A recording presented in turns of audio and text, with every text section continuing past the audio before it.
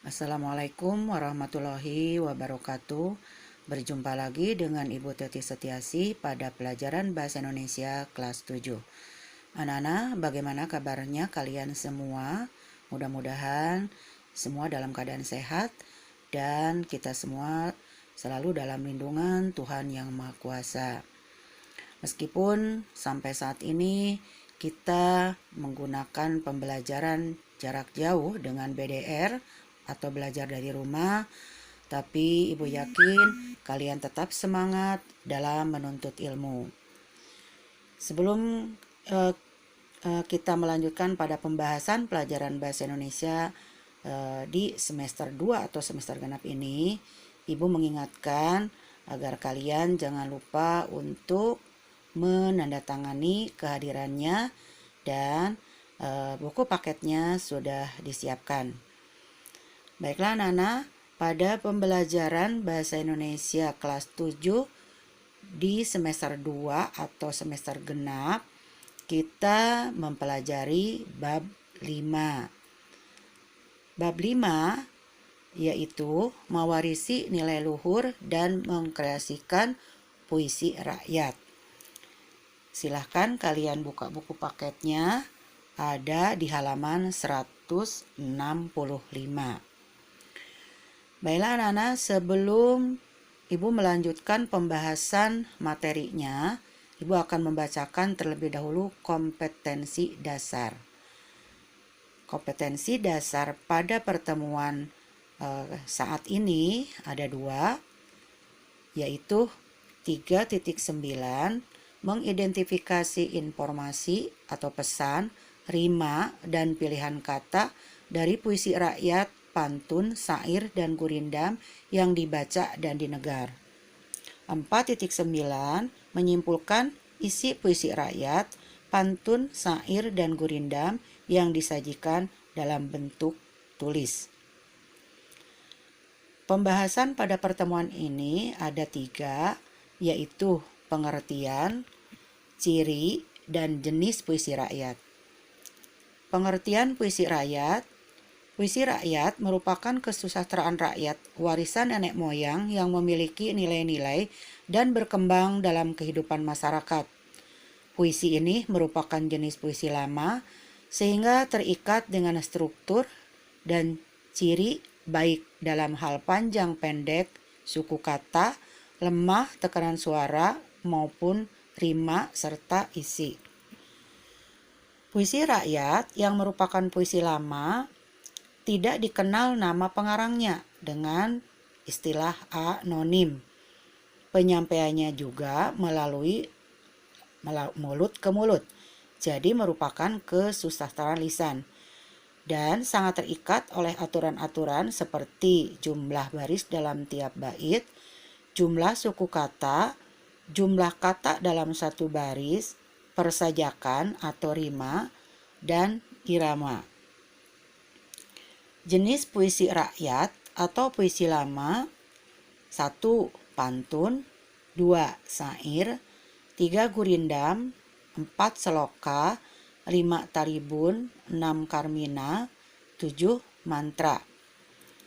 Tetapi pada pertemuan pada saat ini di semester 2 atau semester genap hanya akan dibahas 3, yaitu pantun, syair, dan gurindam. Ciri puisi rakyat atau puisi lama. Pantun. Pantun adalah puisi Melayu yang mengakar dan membudaya dalam masyarakat. Pantun dikenal dengan banyak nama di berbagai bahasa di Nusantara. Ada tonton dalam bahasa Tagalog, kata tuntun dalam bahasa Jawa, kata pantun dalam bahasa Toba, yang memiliki arti kurang lebih sama, yaitu sesuatu ucapan yang teratur, arahan yang mendidik, bentuk kesantunan. Pantun tersebar hampir di seluruh Indonesia.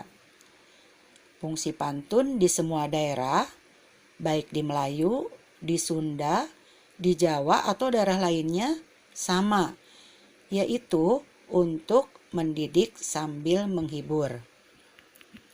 Pantun merupakan puisi asli Indonesia. Nah, untuk pantun ini Ibu yakin kalian sudah pernah mempelajarinya pada saat di SD. Masih ingat dibagi berapa jenis pantun? Iya betul, ada 3 jenis. Apa saja? 1. Pantun kanak-kanak, 2. Pantun muda-mudi, dan 3. Pantun tua. Dari pantun kanak-kanak masih ada pembagiannya lagi. Dari pantun muda-mudi juga masih ada pembagiannya lagi. Dari pantun tua juga masih ada pembagiannya lagi. Untuk lebih jelasnya bisa nanti kalian buka kembali buku catatannya pada saat di SD. Baiklah, selanjutnya apa itu ciri-ciri pantun? Pasti sudah tidak asing lagi. Ciri-ciri pantun: 1.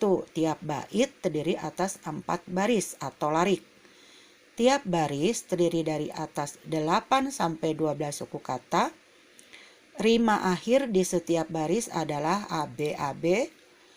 Baris pertama dan kedua merupakan sampiran. Baris ketiga dan keempat merupakan isi. Baiklah, sekarang kita akan melihat contoh pantun. Nah, pantun ini Ibu akan membuat 2 contoh pantun yang berbeda. Yang pertama, itu contoh pantun dengan menggunakan kata berima sama secara utuh. Coba kalian perhatikan nanti pada setiap akhir rimanya atau persajakannya. Dan di sini Ibu sudah menguraikan per setiap barisnya. Diperhatikan karena nanti kalian akan berlatih sama dengan seperti yang Ibu terangkan ini. Ini pantunnya. Penghasil batik di Yogyakarta.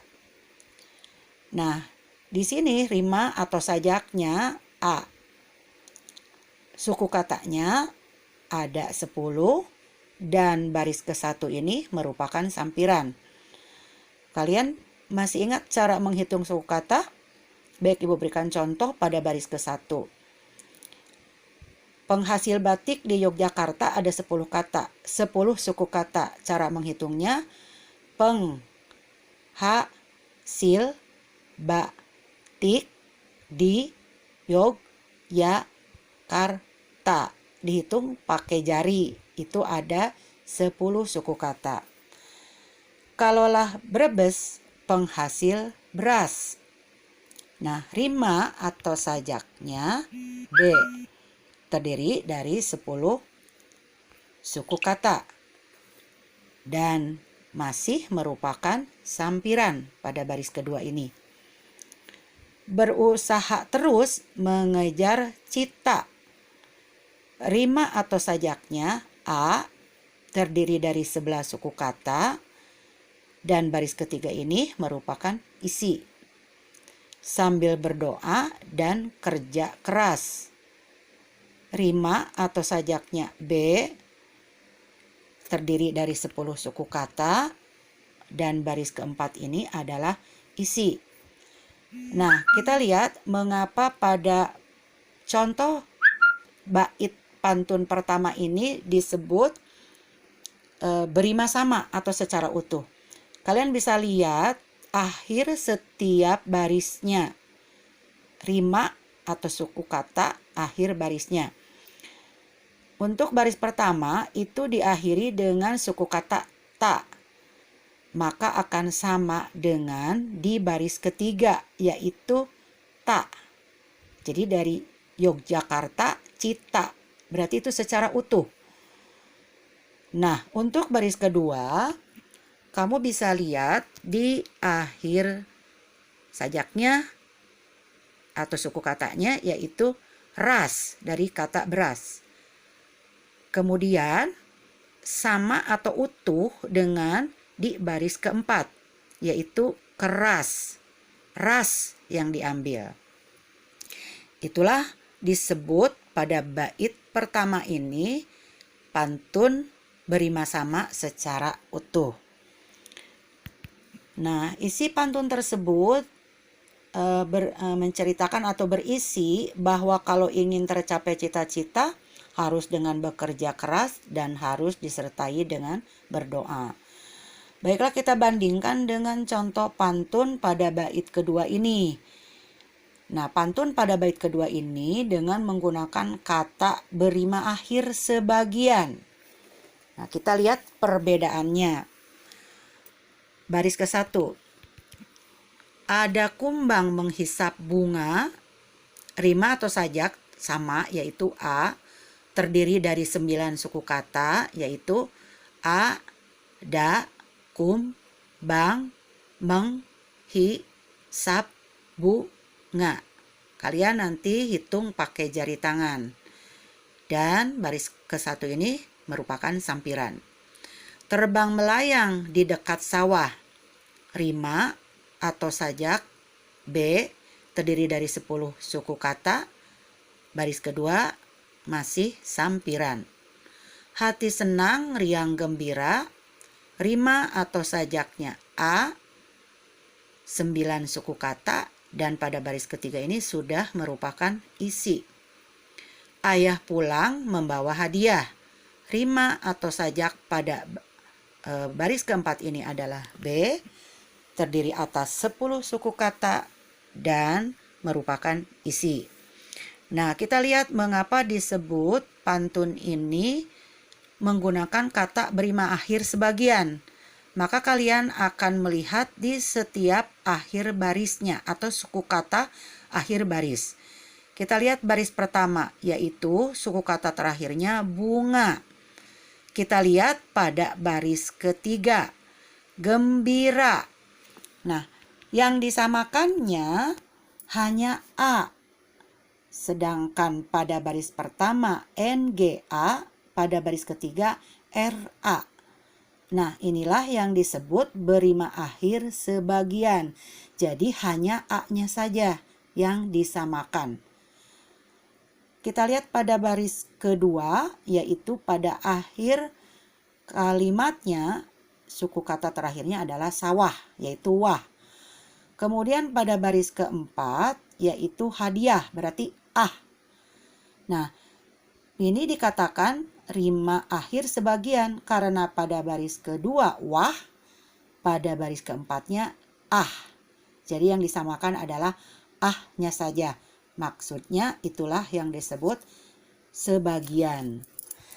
Baik, selanjutnya isi pantun yang tadi kita bahas, yang pantun bait kedua, yaitu berisi seorang anak yang sangat riang gembira karena ayahnya pulang membawa hadiah. Baiklah, selanjutnya yang kedua, yaitu syair. Syair ini berasal dari Persia, berasal dari bahasa Arab, yaitu syir atau syur, artinya perasaan yang menyadari.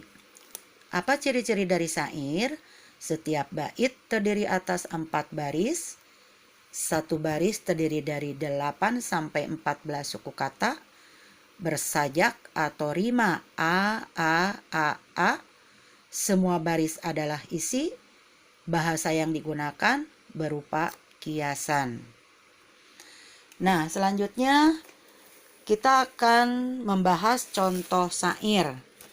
Nah, contoh syair kalian bisa lihat di buku paketnya yang berjudul Syair Perahu. Seharusnya syair perahu ini ada 5 bait, tetapi Ibu menuliskan sebagai pembahasan pada contoh hanya 2 bait. Nanti kalian harus melihat lengkapnya di buku paket. Judulnya yaitu Syair Perahu. Nah, untuk syair ini sebenarnya ada beberapa selain yang berjudul Syair Perahu. Ada lagi yang disebut sair burung pingai, sair dagang, dan sair sidang pakir.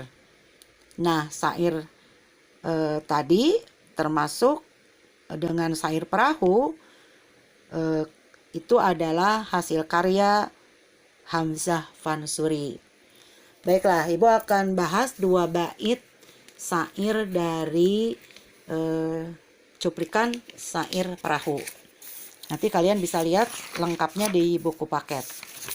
Inilah gerangan suatu madah, rima atau sajaknya A, terdiri dari 11 suku kata, merupakan isi.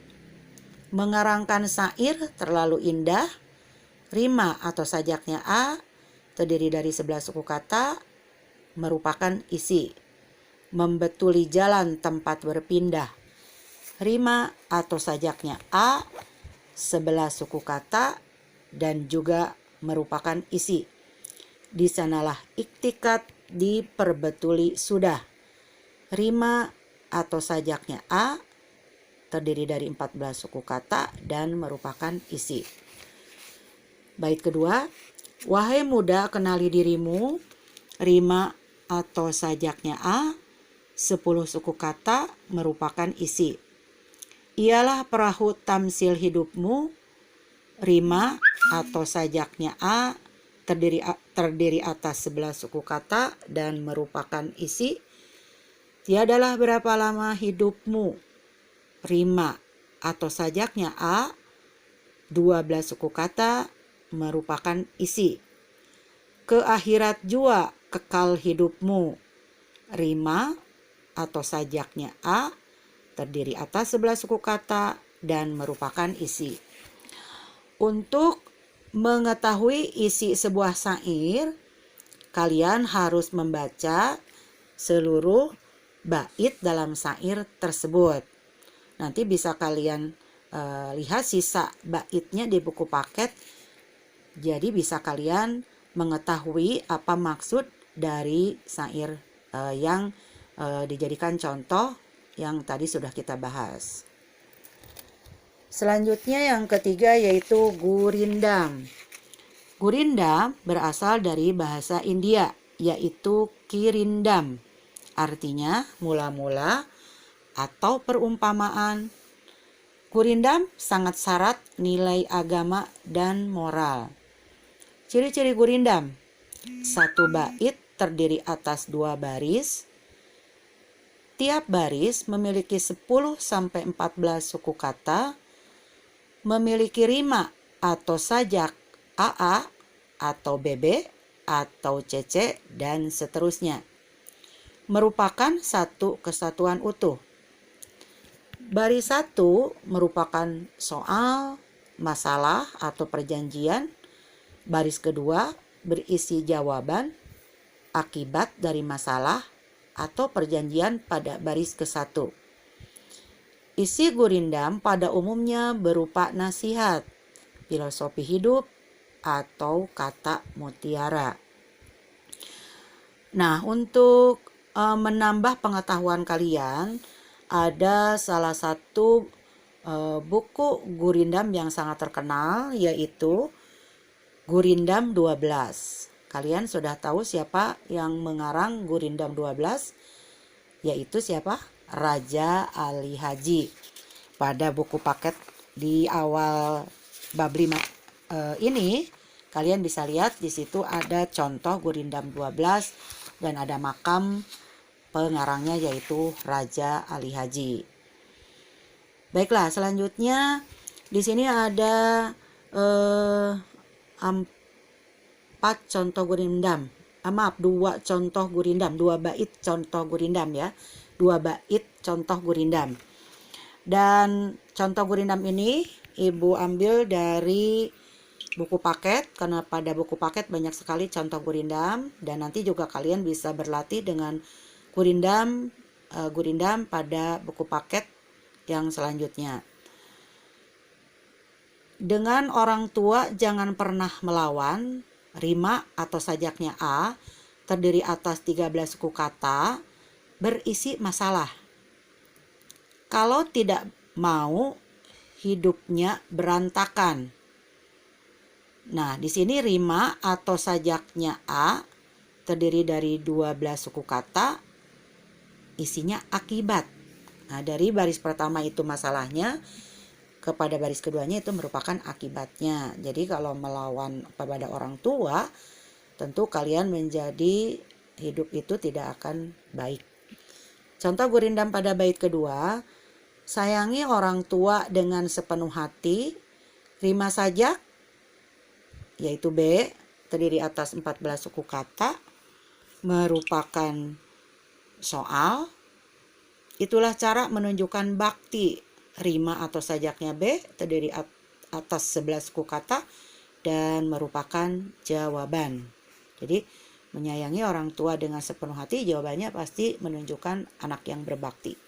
Jadi gurindam ini berisi jangan pernah melawan terhadap orang tua karena akan menjadi anak durhaka dan hidup kalian akan menjadi susah.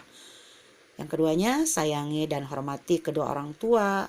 Tandanya kita semua menjadi seorang anak yang berbakti. Nah, Nana, itulah pembahasan puisi rakyat atau puisi lama yang terdiri dari pantun, syair, dan gurindam. Setelah kalian menyimak pembahasan dari video pembelajaran ini, nanti kalian buka LK-nya dan kalian kerjakan tugasnya di LK. Nanti ada petunjuknya dan jawaban langsung ditik di web bagian LK. Nah, untuk tugas kali ini karena waktunya sampai jam 9.20, jadi kurang lebih 2 jam, Ibu yakin kalian bisa menyelesaikannya. Sebab kalau kalian belum menyelesaikannya, berarti kalian tidak bisa menyusul dengan tugas ini kalau Ibu tidak berada di dalam kelas. Jadi usahakan ketika Ibu berada di dalam kelas virtual ini, kalian harus menyelesaikan tugasnya bersamaan dengan waktunya yang sudah disediakan di dalam jam pelajarannya. Karena Ibu nanti keluar kelas virtual ini berarti tugasnya sudah tidak bisa dilihat lagi. Nah, coba nanti kalian perhatikan ya. Baiklah Nana, Ibu cukup.